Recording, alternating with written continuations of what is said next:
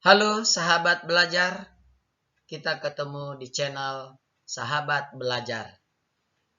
Pada session pertama ini, kita masuk semester 1 membahas tentang materi ilmu pengetahuan sosial khusus kelas 9. Iya, perkenalkan nama saya Pauline Ramles Huta Barat.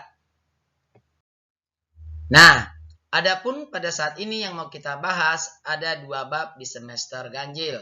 Yang pertama, bab pertama membahas tentang interaksi antara ruang benua Asia dan benua lainnya. Bab kedua, kita membahas tentang perubahan sosial budaya dan globalisasi.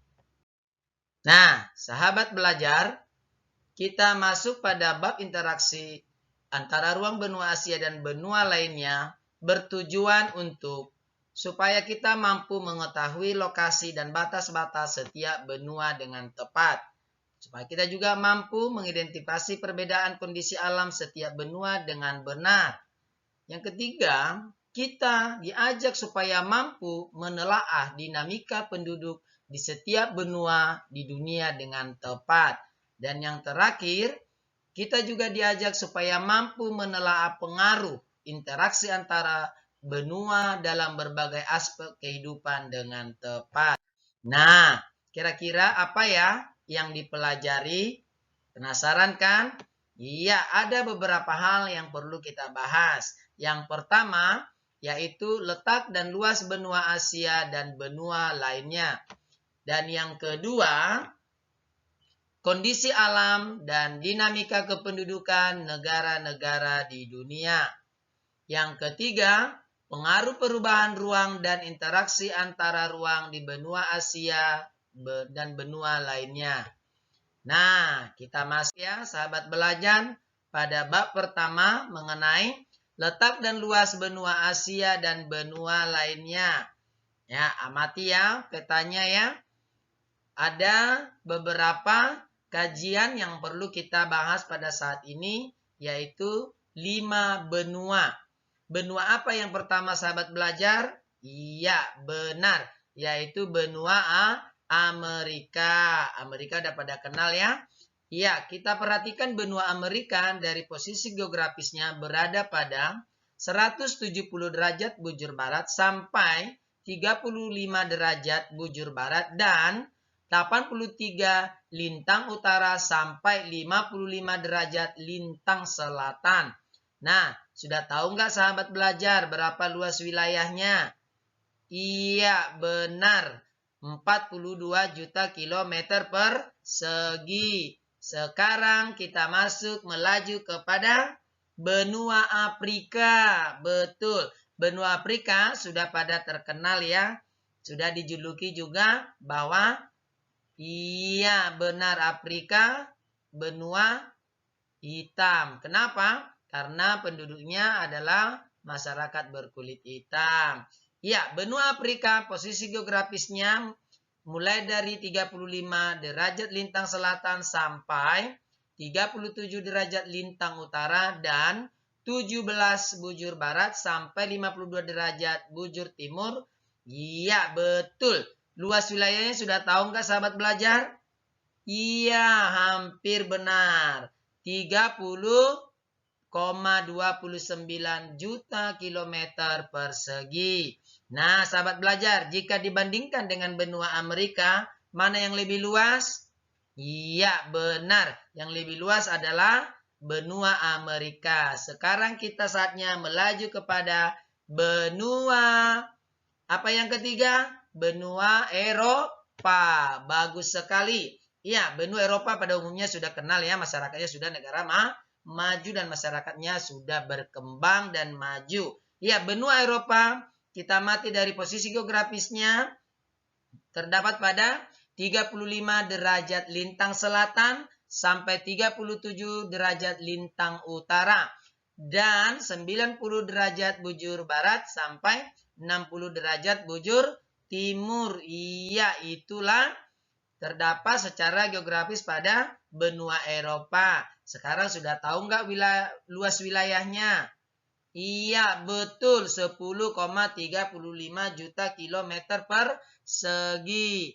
Iya, sekarang kita masuk kepada benua Asia. Betul sekali sahabat belajar. Kira-kira sudah tahu nggak sahabat belajar apa itu benua Asia? Iya, di mana kita juga yang tinggal di negara Indonesia. Karena negara Indonesia bagian dari benua Asia, benar. Benua Asia kita amati dari posisi geografisnya terdapat pada 80 derajat lintang utara sampai 11 derajat lintang selatan dan 26 derajat bujur timur sampai 170 derajat bujur timur. Iya, sudah tahu nggak sahabat belajar luas wilayah benua Asia? Iya, betul. 44 juta kilometer persegi. Cukup luas tidak sahabat belajar? Iya, tapi jika dibandingkan dengan benua Amerika, mana yang lebih luas? Iya, benar. Masih tetap lebih luas benua Asia. Wow, cukup bagus ya sahabat belajar. Iya, sekarang saatnya kita melaju kepada benua yang paling terkecil.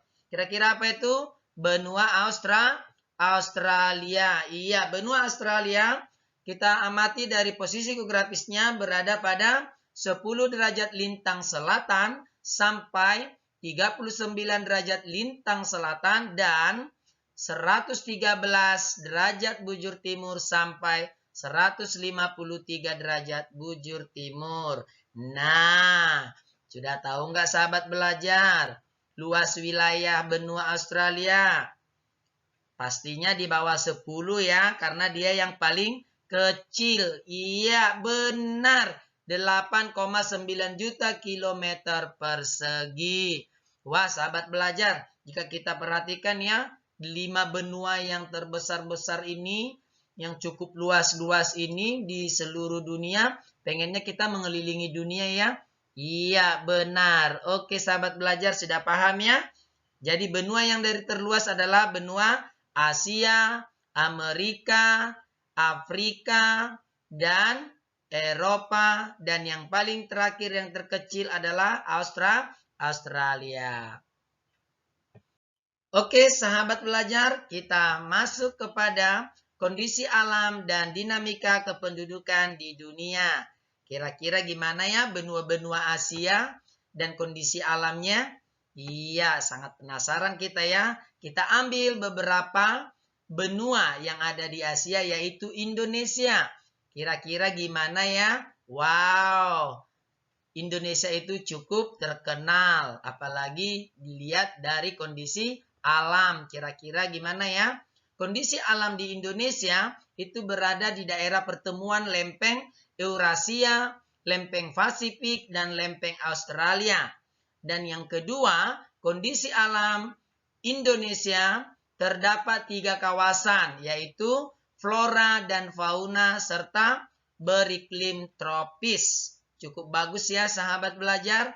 Dan yang ketiga, di mana juga kondisi alam benua Indonesia atau di benua Asia itu ya yang disebut negara Indonesia kaya akan sumber daya alam. Seperti apa?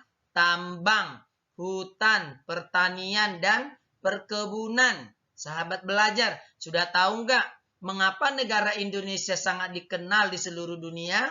Iya, karena ada tambang. Di mana itu? Yang dunia mengenal bahwa pertambangan itu ada pada PT Freeport. Iya, betul. PT Freeport itu yang sudah dikenal oleh dunia yang berada di Papua. Betul.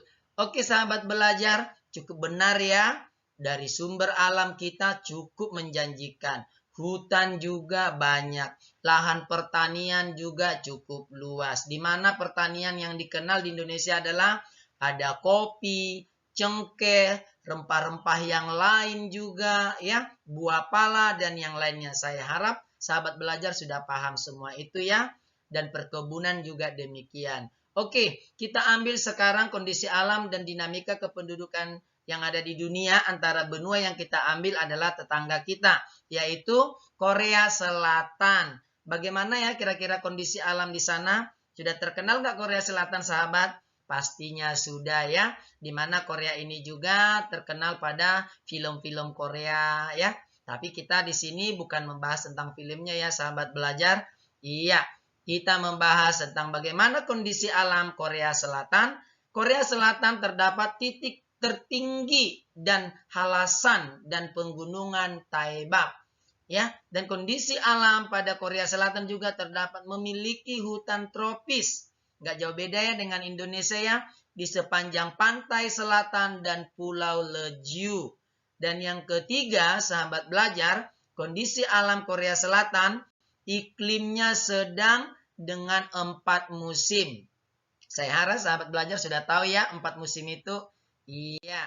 Sekarang kita masuk kepada sahabat belajar, kondisi kependudukan. Kira-kira gimana ya kondisi kependudukan di negara Indonesia? Wow, lihat, amati gambar ya sahabat belajar. Cukup padat tidak? Beginilah gambaran. Ini belum pada semua yang dapat sahabat belajar. Contohnya aja ini manusia-manusia yang aktif beraktivitas. Cukup padat tidak? Sehingga pergerakan mereka pun sangat sulit. Iya, ini juga, inilah bagian-bagian dari Indonesia. Kita amati ya piramida penduduk di negara kita. Iya, cukup luar biasa ya sahabat belajar. Nah, kondisi kependudukan di negara Indonesia terkenal di mana jumlah penduduk paling tinggi. Keragaman budaya penduduk juga sangat tinggi. Kenapa dikatakan beragam budaya? Iya, banyak jenisnya. Ya, kita sudah mengetahui, saya harap sahabat belajar sudah tahu ya, berbagai suku, agama, itulah salah satu kebudayaan kita yang terkenal dan yang kita banggakan.